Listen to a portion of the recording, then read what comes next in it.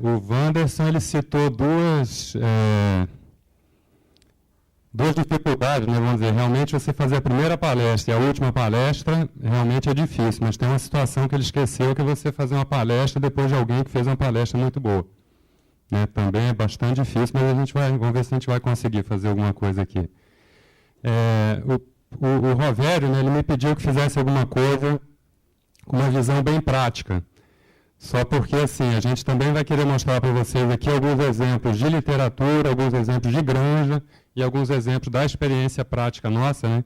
Eu sou médico veterinário, formei em Viçosa, já tenho um pouco mais de 15 anos que eu trabalho com suinocultura e um dos assuntos que a gente tem se envolvido, um deles, né, é climatização dentro de uma granja de suínos. E, além disso, eu sou professor do curso de veterinária na Unipac, em Uberlândia, Minas Gerais, e sou sócio de uma empresa de consultoria, que é a Integral. Então, vamos falar um pouco para vocês a respeito de climatização. A primeira coisa que eu queria falar, no caso da climatização, é o seguinte: da onde que vem essa palavra climatização? Ela vem, se a gente fosse olhar o dicionário, né, ela vem de aclimação ou de aclimatação, que nada mais é do que a adaptação de um ser vivo a um determinado ambiente. Ou seja, no caso de suíno, é a adaptação do suíno, então, a um determinado ambiente, que pode ser mais quente ou mais frio. Então, não vamos confundir aqui, ou não vamos imaginar aqui, que climatização é só esfriar. Pode ser aquecer também. Nós vamos ver aqui que, por exemplo, no caso de leitão, a gente precisa aquecer, na maioria das vezes, e não esfriar. Quando a gente fala de climatização também, ela proporciona o quê? Ambiência. Então, esses dois termos acabam se confundindo um pouco, né? Eu tenho uma ambiência, eu tenho uma climatização. Na realidade, não importa muito. Assim, a gente tem que dar um melhor conforto para o animal, porque com uma boa ambiência, a gente vai proporcionar o quê? Bem-estar animal, que é uma coisa que, assim, dia menos dia vai chegar para a gente também. Se a gente vai ter que se adequar ou não, a gente não sabe ainda. Hoje não existe nenhuma legislação em nível nacional específica para bem-estar animal, mas, e não sabemos também se alguém vai pagar por isso. Se eu criar meu animal dentro da condição de bem-estar animal, será que alguém vai pagar por isso? Ainda não sabemos. Mas, de qualquer forma, está aqui, ó, o que é bem-estar animal, né? É um estado de harmonia entre o animal e o ambiente. Ou seja, ele está confortável, igual vocês, senhores e senhoras, né, sentados nessas poltronas aí, vocês estão muito confortáveis, né? Na suinocultura de hoje, né, nós estamos falando da suinocultura tecnificada, ela é bastante complexa, né, e diversos fatores vão estar interferindo no desempenho do animal. Vocês concordam comigo? Os palestrantes anteriores citaram isso. A gente viu aí que, por exemplo, micotoxina vai interferir no desempenho do animal. E a ambiência da mesma forma. E também foi comentado pelo Vandes agora há pouco, que o quê? Todos os segmentos de produção, eles interagem entre si. Então, assim, a nutrição pode ser muito boa, mas se a gente não tiver uma sanidade adequada, uma ambiência adequada, ela não vai conseguir se expressar no seu total potencial. Quando a gente fala só de ambiência, né, então o que seria uma definição de ambiência? São todos os fatores ligados às condições de fornecimento de ambiente aos suínos. Então, assim, aqui a gente chega num ponto importante. Não é só temperatura. É também o quê? Ventilação, troca de ar, umidade.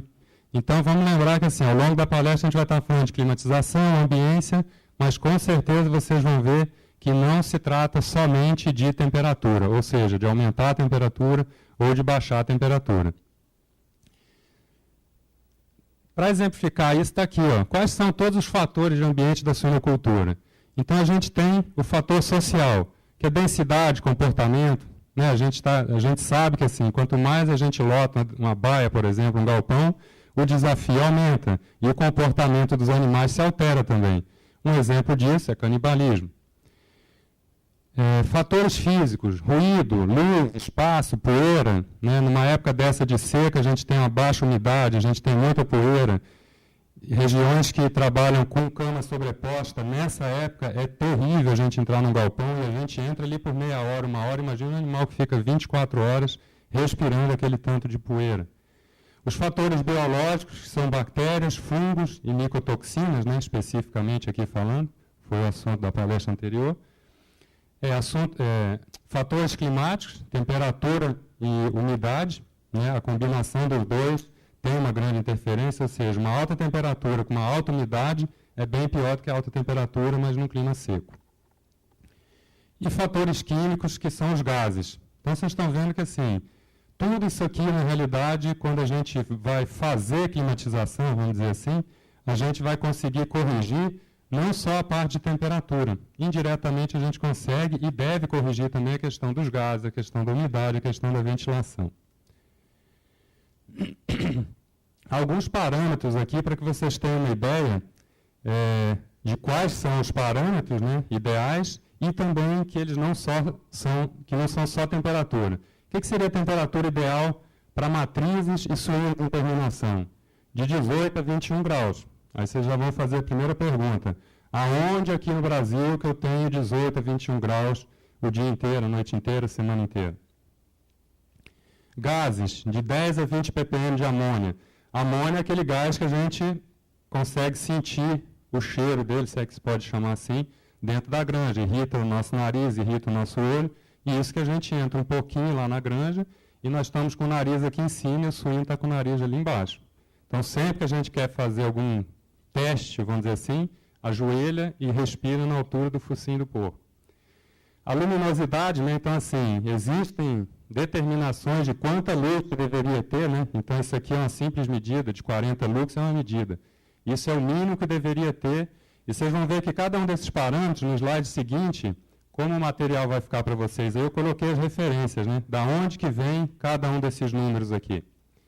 Ruído, quando contínuo, menor que 85 decibéis, ou seja, assim como a gente não quer barulho na nossa orelha o tempo todo, o suíno também não quer barulho no ouvido dele o tempo todo. E até outras situações de instalação. Ó.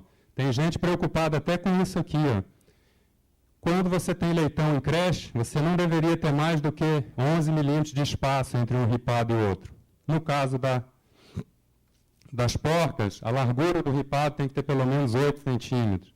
Então, ainda bem que tem gente se preocupando com isso. Por quê? Isso aqui vai dar mais ou menos conforto aos animais na fase que eles estão.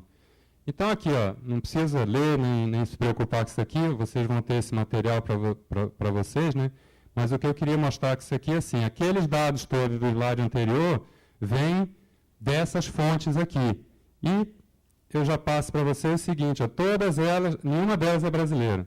Então, aqui a gente tem Estados Unidos, aqui tem da Austrália, aqui tem da Inglaterra e, basicamente, europeia. Por quê? Lá eles já estão bem mais preocupados com a questão do bem-estar animal e a parte de ambiência e climatização é uma delas. Como eu disse, aqui no Brasil, realmente, a gente ainda não tem nenhuma legislação específica.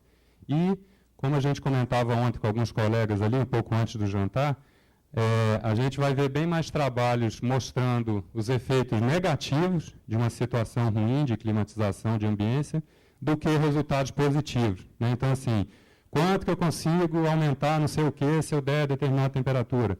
Hoje a gente acha muito mais exemplo e trabalho de quanto que eu consigo reduzir, quanto que eu perco, etc., se não der uma boa condição de temperatura para os animais. Está tranquilo até aqui?